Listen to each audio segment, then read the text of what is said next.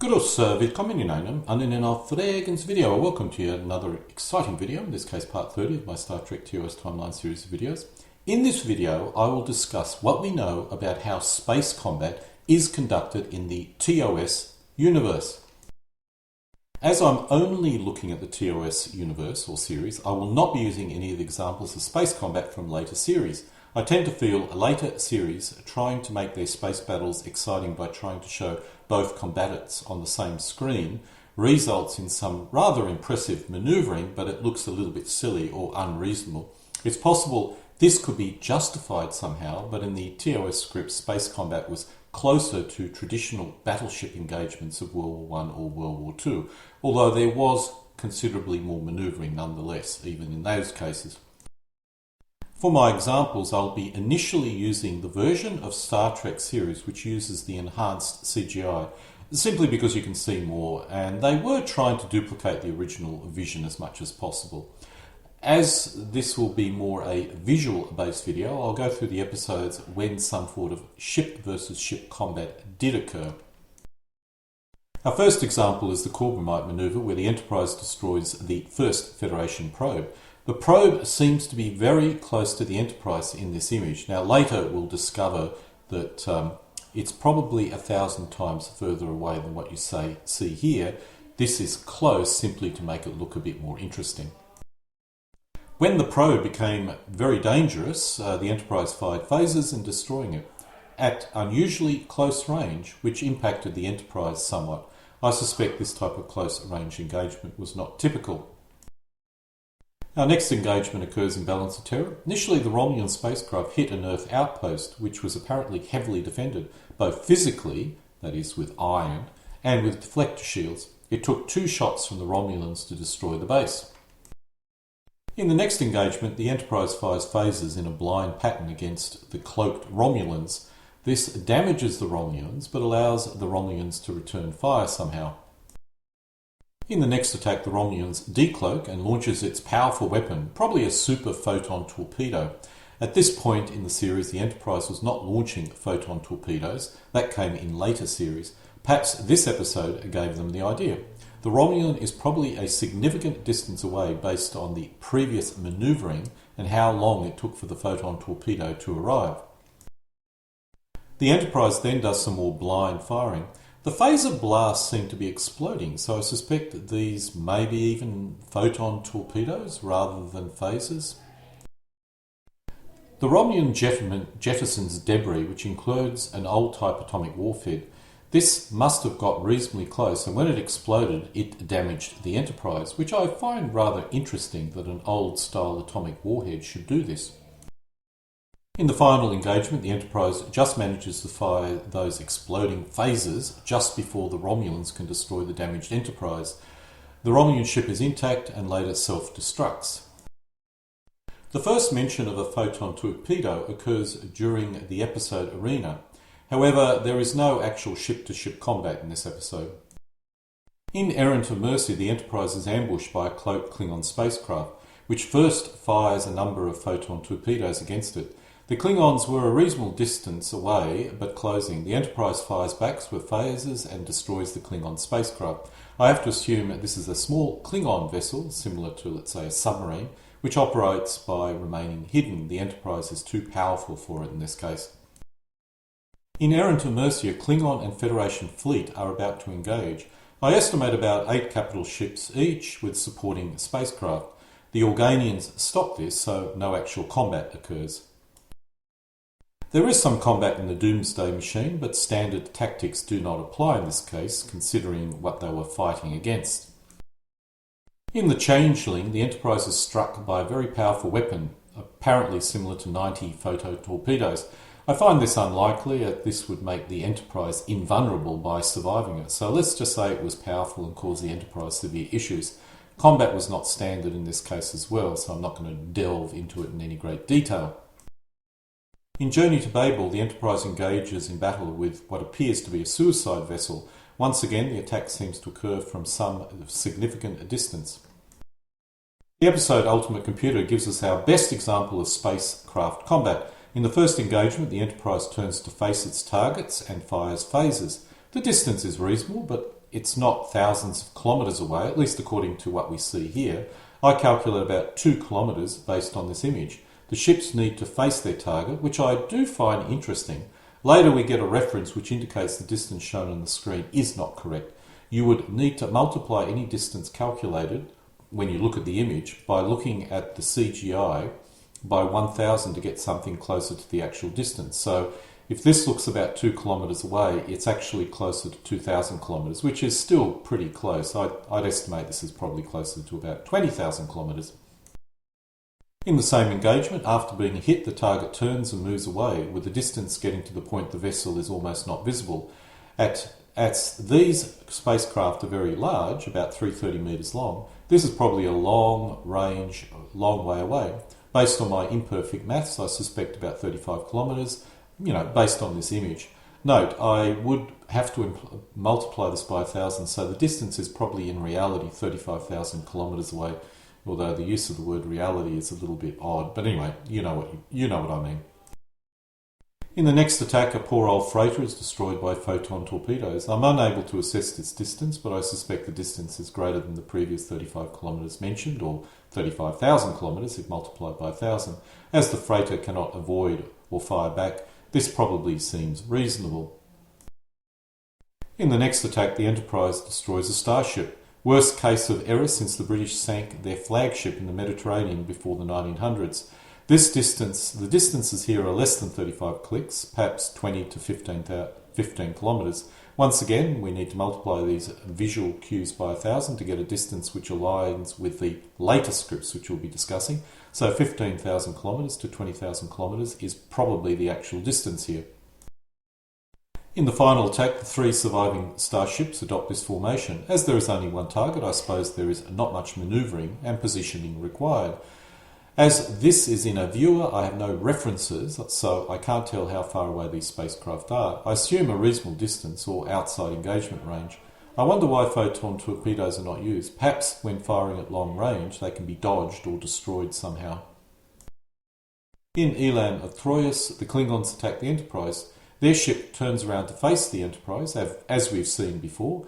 This must be a high level of magnification. In a later pass, the Klingon ship closes into a range of between 30,000 kilometres and 500,000, starting from 500,000 kilometres.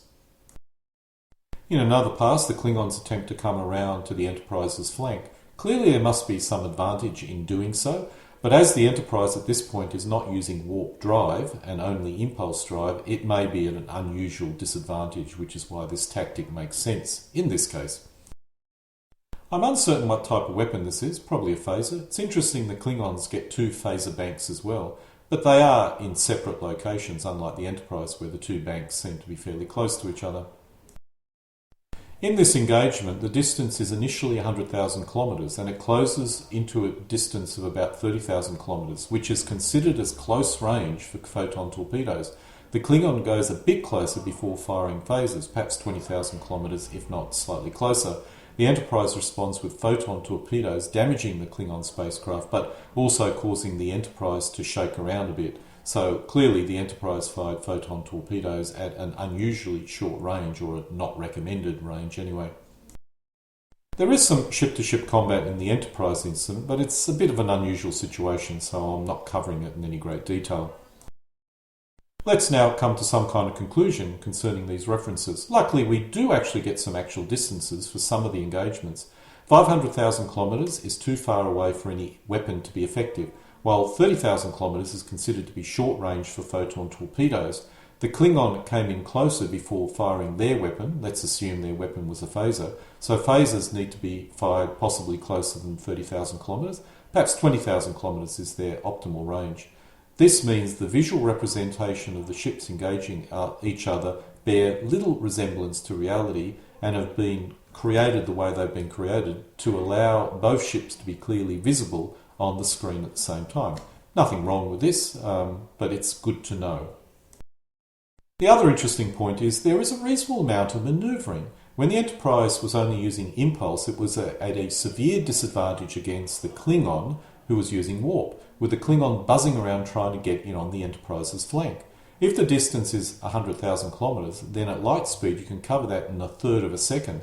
If the ships are using warp, then lots of manoeuvring may be reasonable, but at 400 times light speed, but at 400 times light speed, you better be quick with firing your weapons. Perhaps when you need to turn, your actual speed drops dramatically.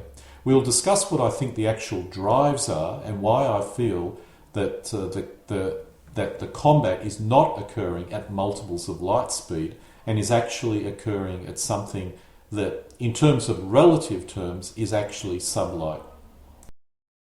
The next point is the spacecraft fires their main weapons, which I have to assume is phasers, forward only. Let's assume phasers are large and bulky and grouping together into banks of two is typical. Thus, placing them on many positions on a starship may make no sense. The Klingons fire their phasers from their wingtips, one per wingtip. I assume these are engine nacelles, which contain their main engines and energy generating capacity, so that makes sense. Photon torpedoes can be fired from the rear, although I'm uncertain if there is any case of that occurring in the TOS scripts. It was in a Star Trek motion picture, but there is no evidence of this in the actual TOS TV series. So let's say this is possible, but it's very unusual and rarely done, and maybe the ship has to be specially configured in order to do that. Now let's discuss the drive or propulsion system. First, let's cover what it cannot be, and it cannot be an Alcubierrean warp drive.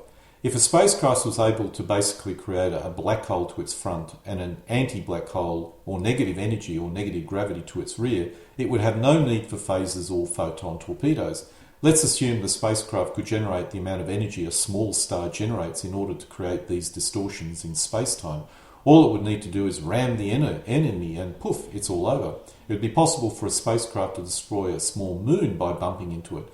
Putting aside the practicalities, this is not what we see in the Star Trek series, so we're not talking about an Alcubierrean warp drive. Instead, we need what I call a MacGuffin drive for Star Trek, which does not use much energy and cannot be used as a weapon. If you wish to try and use some real science, perhaps one way of doing this is to simulate inflation, not the type which makes it hard to pay the bills, but the type which is causing everything in the universe to travel away from each other. If you had a MacGuffin drive which created deflation in front of your ship and inflation in the rear, you could do something similar to an Alcubierrean warp drive, which would require the energy, it would require the energy of a small sun. Perhaps creating deflation, inflation could be done with a lot less energy. Creating inflation or deflation may be, possible, more viable with the sort of technology which have that we know today. Although, we can only guess this or hope this is possible because we know nothing about this phenomenon, inflation, deflation. There is a good case to suggest inflation may not even be real, but let's assume for this, in this case or video, that it is real. An inflation warp drive could not be used as a weapon, as inflation does not appear to affect matter relatively. A deflation-inflation sort of event would simply pass over the matter. The matter would, basically contract or expand with the space-time around it and would not be otherwise affected. Sometimes some scientists have theorized if inflation becomes extreme enough, we may all fly apart. But this is only a guess, and let's say we'll ignore this guess for now. If you only had deflation, that is compressing space-time, you could end up with a black hole or an anti-black hole around it, which for argument's sake would require huge amounts of energy, which the starship would not possess, so it would not occur. As a result, I doubt our deflation-inflation drive can create black holes or anti-black holes, and as a result, it doesn't need the kind of energy which would be required in order to do this. Let's analyse how we would actually move using such a drive. The first point to understand is you need some form of forward velocity to actually move, although you can do sorts of jumps when the drive is on. In this example, when you turn the drive on, you would move forward, let's say in this case 300,000 kilometres, instantaneously. This is great, except when you turn the drive off, you jump back to your start position. Perhaps this may be useful as a weapon, but by itself it's not going to get you anywhere. You need to actually use normal velocity to move through the deflated space to actually move when the drive was turned off. If velocity remained the same, irrespective of the level of inflation or deflation, then moving 1 kilometre per second in your deflated space would move you 1 kilometre in 1 second. But when you turned off your drive, you would now be 300,000 kilometres forward of your original position. In the top, the drive is off, but we are moving at 500 kilometres per second. We then turn the drive on, and after 1 second, we advance 500 kilometres in our deflated space. Then we turn the drive off. We have now moved forward 150,000 kilometres in 1 second, in this case. To advance forward, we'd probably turn off and turn it back on intermediately to allow us to travel 150,000 kilometres in for each 1 second. If our velocity was 100,000 kilometres per second, we would be moving at a speed of 300 million kilometres per second, or 1,000 times the speed of light. Thus, we've achieved higher FTL speeds by achieving high real speeds and inflating a greater amount of space. Perhaps this maximum amount of space which we can deflate is 500,000 kilometres. That seems to be weapons range. I'm only guessing here. Weapons range could possibly be linked to the size of the deflation in front of a spacecraft, as we'll discover later. I doubt if this is ever really possible, but at least we have a pseudo explanation for our MacGuffin drive. This brings up an interesting point, in that warp level represents the amount of deflation which is occurring and not any speed. Thus, warp 7 may deflate 300,000 kilometres into 1 kilometre, allowing a ship to travel at 1,000 kilometres per second to traverse 300,000 kilometres in 1 second, which is 100 times the speed of light. If the ship was moving at 500 kilometres per second, it would move less. If it was moving faster, it would move more. This allows Kirk to jump around Federation space in such a short time period, as he can simply move further under warp 7 by simply having greater forward velocity. But there must be an issue which limits this, or perhaps it makes it dangerous over long periods of time. I feel this may be related to the system the Enterprise achieves forward velocity, as we'll discover. The next point to consider is gravity. In the world of Star Trek, we must have some ability to control gravity, otherwise everyone would turn to mush when the spacecraft turned, especially the rapid manoeuvring for space battles. Even if your warp drive compensated for this, everyone is still walking on the ground in space, so gravity control must exist to at least 1G levels. If in the world of Star Trek we can control gravity, you could create 1G in front of the spacecraft and it would accelerate accordingly, giving it a perfect ability to move around in real space. Remember, in warp, or even FTL impulse, we are only jumping because we are warping space. By itself, this does not give us any sustained movement. If using an Alcubierrean warp drive, you automatically get your forward momentum. The black hole in the front pulls you and the anti-black hole in the rear pushes you. I now wonder how you stop, as I suspect this type of drive would get you up to light speed pretty quickly. I suppose you need to reverse the drive in order to slow down at the other end. The deflation-inflation drive does not automatically give you any forward momentum. You need something else to move you forward. A gravity drive makes sense. 1G in front of a ship would allow you to accelerate at 1G. You can reach a velocity of 1,000 kilometres per second in 38 hours. If your drive multiplies speed by 300,000, we can travel just over 1,000 times the speed of light in this case. If our 500,000 kilometre limit applies, that is the space we can deflate, the maximum space we can deflate is 500,000 into 1 kilometre. So 300,000 kilometres to 1 kilometre seems like a reasonable compromise. If this is correct, then ships accelerate, decelerate and turn at 1G. Perhaps they can go a bit higher, but probably not much higher. This gives us our nice turns we see when ships come into attack. It also means ships can't get too close to each other, otherwise their turn circle would not allow them to get away. Now we come to why this type of drive and its speeds may limit our overall speed when we travel through space. 1,000 kilometres per second is very fast. If we hit something at that speed, we would experience a significant event. It's not relativistic speed, as it's only 1/3% of the speed of light. But if something hits us that fast, it's still going to make a big hole. Shields would be required to protect the ship. In an early episode of Star Trek, the shields are called meteor deflectors or something of that nature. This may be the original purpose of shields, for high-speed travel. In normal space, even a weak shield should be okay, but when we travel through deflated space, we are compressing 300,000 kilometres of matter into 1 kilometre. We would be ploughing through a lot of matter, which would require more powerful shields. I suspect the speed limit is related to this. As your warp increases, the amount of matter you need to push through increases, increasing the load on the shields.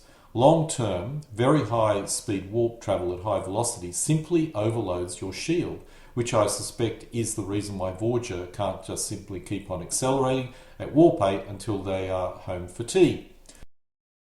Now we come back to the weapons. If spacecraft are flying around at 100 times the speed of light, no photon torpedo or phaser will ever hit anything unless we use a deflated, inflated drive, which affects a reasonable amount of space around the entire battle.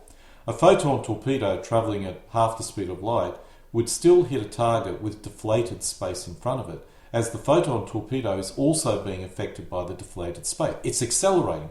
It would actually move much quicker as it's moving through deflated space, which could be the reason why ships need to face each other when they need to fire weapons. If they fire into inflated space in the rear of the spacecraft, everything moves slower. If the inflated space is being affected by the attacking deflated space, the weapons, would be moving faster, but the two overlapping deflated, inflated spaces would give us, standard maximum speeds. Of course, I am referring to speeds relative to someone outside the deflated, inflated space. Within the battlefield, we're actually all moving around and firing weapons at fundamentally sub-light speeds.